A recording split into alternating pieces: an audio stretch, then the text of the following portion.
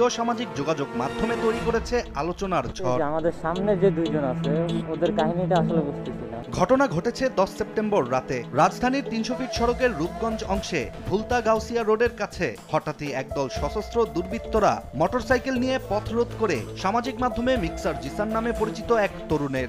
ভিডিওতে দেখা যায় একাধিক বাইকে করে দুর্বৃত্তরা এসে জিসানের বাইকের গতিরোধ করে এক হামলাকারী দা হাতে বাইক থেকে সরাসরি আক্রমণ করে বসে।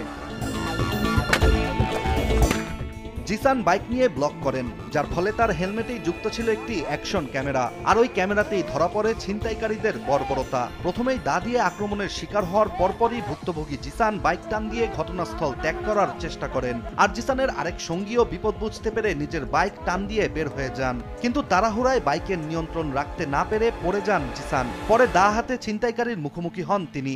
এরপর একটি সাইরেনের আওয়াজ শুনে দৌড়ে যান সাহায্য খুঁজতে। পরবর্তীতে আবারও নিজের পড়ে থাকা বাইকের দিকে দৌড়াতে থাকেন জিসান। এ সময় ছিনতাইকারীদের একটি বাইকে ধাক্কা দিয়ে তাদের আরেকটি বাইক ফেলে দেন তিনি। পরবর্তীতে ভিডিওতে দেখা যায় জিসানের সঙ্গীকে বাইক ঘুরিয়ে উল্টো পথে যেতে। এরপর অনেকক্ষণ জিসান সাহায্যের জন্য চিৎকার করলেও কেউ এগিয়ে আসেন না। এক পর্যায়ে জিসানের সঙ্গী নিজের বাইক ঘুরিয়ে আবারও জিসানের সামনে আসে এবং ভুক্তভোগী এবার বাইকে চড়ে ছিনতাইকারীদের উড়িয়ে দেওয়ার নির্দেশনা দেন। জিসানের কথা মতো তার সঙ্গী বাইকটির গতি তুলে ছিনতাইকারীদের উপর উঠিয়ে দেন এবং আবারও দুর্ঘটনার মুখোমুখি হন। এমন অবস্থায় সড়কে একাধিক গাড়ির জটলা পাকলেও কেউ সাহায্যের জন্য এগিয়ে আসেনি। আর এরপরই শুরু হয় গুলি। কুপিয়ে আহত করা হয় জিসান ও তার সঙ্গীকে। কেড়ে নেওয়া হয় তাদের আইফোন, আইপ্যাড এবং জিসানের মোটরসাইকেল। রাজধানীর প্রাণকেন্দ্রে এমন ঘটনা যেন চোখে আঙ্গুল দিয়ে দেখিয়ে দেয় 300 ফিট সড়কের ভয়াবহতা। 300 ফিটে শুধু ছিনতাই নয়, বিভিন্ন সময় লাশ উদ্ধার হয়েছে সড়কের আশেপাশে। কেউ গুলিবিদ্ধ, কেউ বা গলা কাটা। গত এক বছরে পাওয়া গেছে 22টি মরদেহ।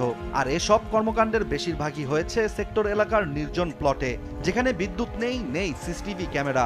একটি আদর্শ অপরাধ সংগঠনের জন্য যা যা দরকার, পূর্বাচল 300 ফিট যেন তাই উপহার দিয়েছে অপরাধীদের। 300 ফুট সড়ক এখন আর কেবল একটি রাস্তাই নয়, এটি হয়ে উঠেছে এক ক্রাইম করিডোর। যে এলাকায় রাত বাড়ার সাথে সাথে বাড়ে গতি, মাদক, রক্ত ও আতঙ্কের মাত্রা, যেখানে প্রতিটি রাত নতুন করে কেড়ে নেয় এক বা একাধিক জীবনের শান্তি।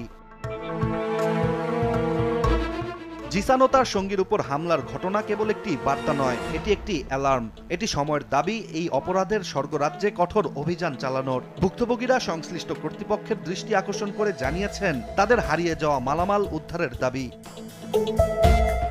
ইশতিয়াক হোসেন, দেশ টিভি।